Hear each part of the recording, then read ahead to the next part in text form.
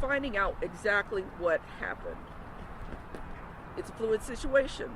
When we're aiming to respond to all media inquiries as quickly as we can possibly do that, but I still have to investigate it, and the integrity of the investigation has to stand. We do acknowledge there is no way people can get out of this facility without there being some type of lapse in security. There's no way. It's almost impossible, not completely, but almost impossible for anybody to get out of this facility without help from the outside. We intend to find out exactly what happened.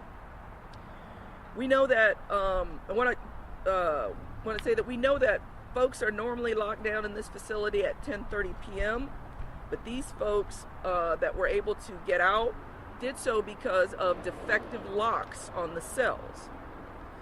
I've talked about those locks since I got into office. I wrote a letter to the consent decree judge, to the city council, and everybody else who would listen. And every time I go to budget, I say the exact same thing. When you all covered our millage, I said the exact same thing. There are deficiencies in these facilities that cause public safety concerns. That's why the millage was so important. We'll get into that a little bit more as we move forward. I need to confirm that Kendall Miles is in custody. He is being rebooked for simple escape as well. OPSO deputies found him hiding beneath the car at the Hotel Monteleone parking garage, and he was transported to OJC by the Louisiana State Police. We also need to acknowledge that Keith Lewis, who was previously reported as an escaped detainee, was in a different cell. So he had been moved, but it had not been updated. So he is not on the run. There were 10, not 11, and he is in our facility and did not try to escape. The remaining individuals are being actively pursued, and our deputies, in collaboration with local and state law enforcement, are working tirelessly to locate and return them to custody. Now we're going to try and go through a little bit of the timeline of events, because what's being reported out there isn't accurate. What we noticed is that the detainees began yanking on a cell to pull it off track. These are the cells that we keep telling that we need to replace at great cost in this facility. They were able to break, that was around 12:23 a.m. They were able to break open a door. There was a corrections monitoring technician in the pod module to be watching that. They were still able to exit the jail about 1:01 a.m. after breaching a wall behind a toilet in the jail, and based on video surveillance, they were seen exiting a door on the docks where we normally bring in supplies, scaling a wall, and running across the interstate shortly thereafter. We have indication that these detainees received assistance in their escape from individuals inside of our department, and the escape was discovered during a routine head count at 8:30 a.m. this morning.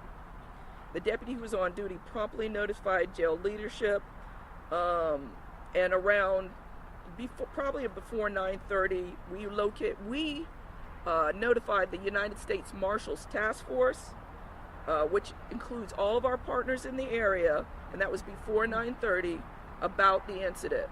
I found out myself about 9 o'clock and was on my way to the jail and moving through it. About that time, the exact time I can't give you, but it was before 9:30. I asked our personnel, have we notified NOPD? Have we notified our partners? I was told yes, the task force was notified. And then we were also able to discern that the NOPD was also notified through the Fusion Center. Now, when this went down, our first concern is to find out who these folks are, confirm, and then we've got to lock down the whole jail and find out, make sure nobody else is missing. That's the first thing we have to do. We also have people being moved out to court. We've got to confirm who those are. So this is a fluid situation as we're trying to get a handle on 1,400 people in this facility. So it was a fluid situation. We're still gathering information. We are investigating our own to find out exactly what happened and where those lapses were. But there were supervisors on duty. There were lower level folks on duty, and they all had a job to do. And we're going to find out exactly what happened. I'm going to now turn this over to Chief Jay Mallett, our Chief of Corrections, to talk a little bit more about the cell itself. Good evening.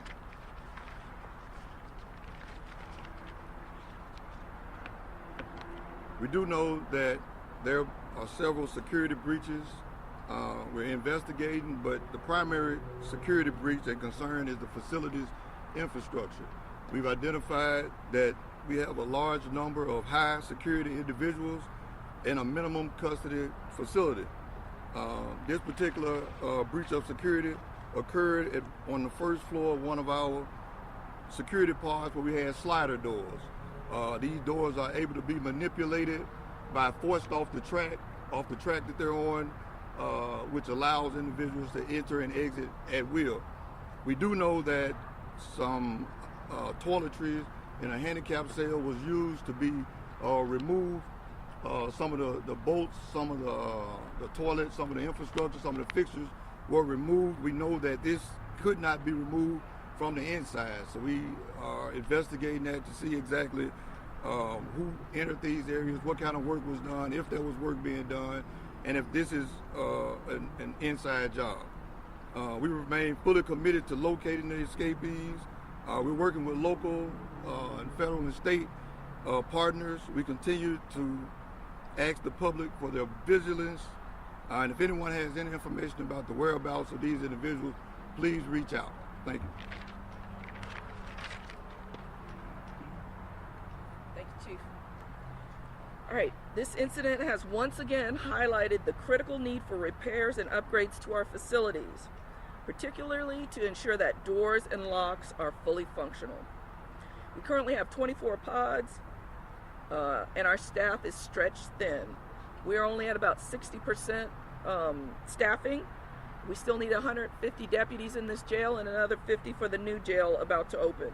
So we're actively, and I have been actively advocating since I got into office for more money to fix these broken parts of the jail that make it unsecure.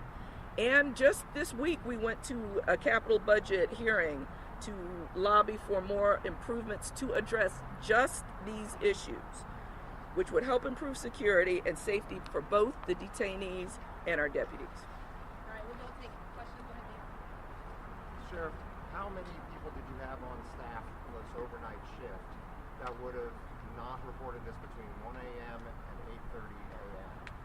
And wouldn't they have to have known about it if there were plumbing items removed and they were able to get out and there was no notice until 8:30? So I'm going to turn that over to Chief Mallard. Good question. We actually had 4 supervisors and 36 staff here. That's a pretty, low ratio, but that's what we had. On that particular part, we had a monitoring individual that was actually on site. Where we believe that the exit occurred was behind the cell wall. The staff that was available at that particular time of day, without going into too many security restrictions, wouldn't know that was going on behind the scene. That's more so a physical plant infrastructure deal that we do more routine daily type inspections of to make sure that these things are right. Wouldn't they need power tools or something? And that's something that we're investigating, because you're absolutely right. It was more than just a breach of security. It was some type of help, and we've been researching, we've been looking, investigating, and looking, and it would definitely be some type of tool used other than just the strength of a sheer individual. Shay, you mentioned a technician earlier. Why didn't that person alert staffers earlier? I know you said somebody was also in the pod at the time and that they were still able to get out. If you could kind of run through. We're still running through the timeline to narrow that down. That is part of the job, the duty and responsibility. That's in everyone's post order. So we're still trying to narrow that down, and as we get information, we'll be sharing. And then also, have the family members of these escapees been notified? Do they know? If you could kind of talk a little bit about what they're saying? Yes, some of them have reached out to us to try and help. So we're very grateful for that. We obviously don't want to identify what's going on there, but we're definitely getting some help on trying to locate them.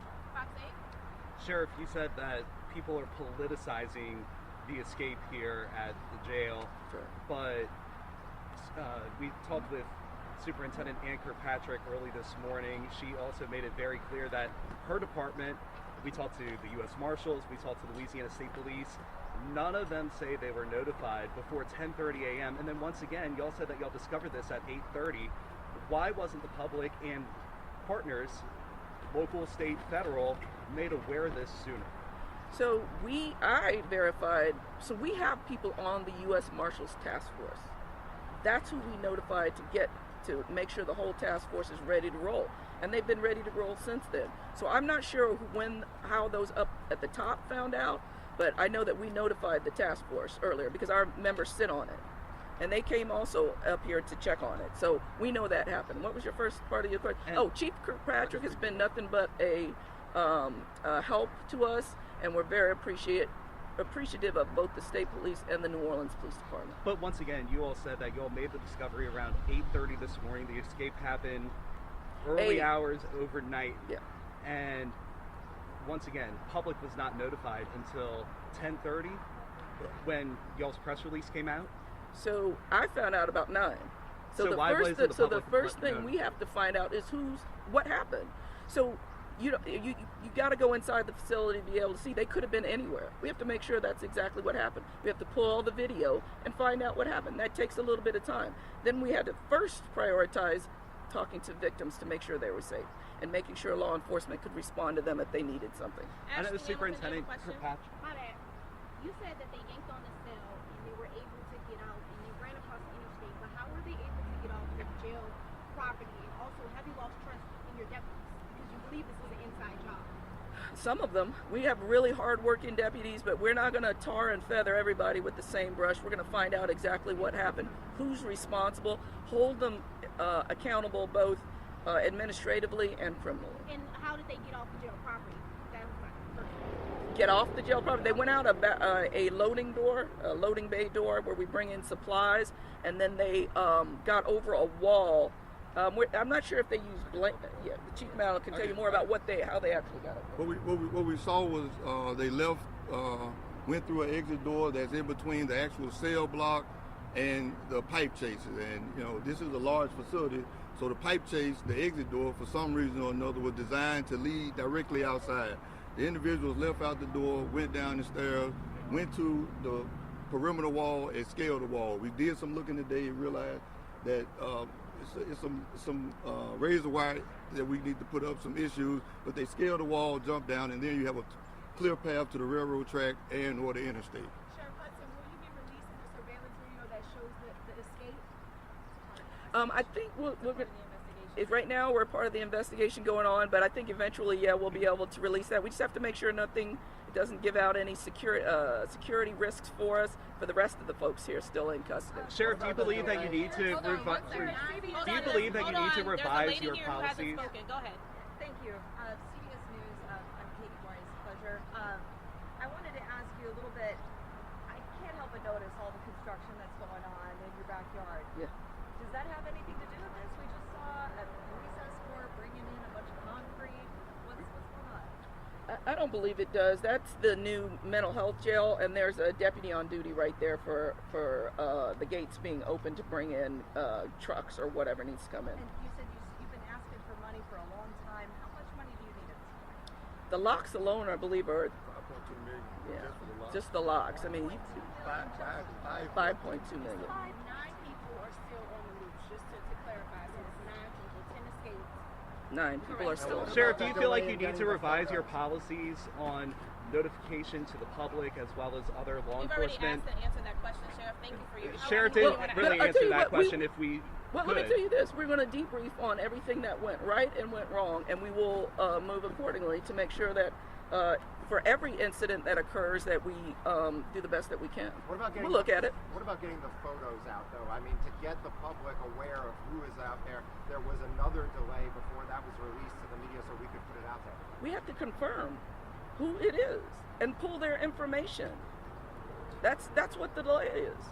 And there was also a 12-hour delay with getting the photos Oh, to that's other enough. law Thank you. enforcement. We'll have NOPD another also said that briefing. as well. I've answered the question. Yeah, we'll have another I've answered the briefing question. at about 5:30. So if you have any more questions, you can call me directly. Y'all have my email, so you can call or email me directly. And if you have any more off-topic questions,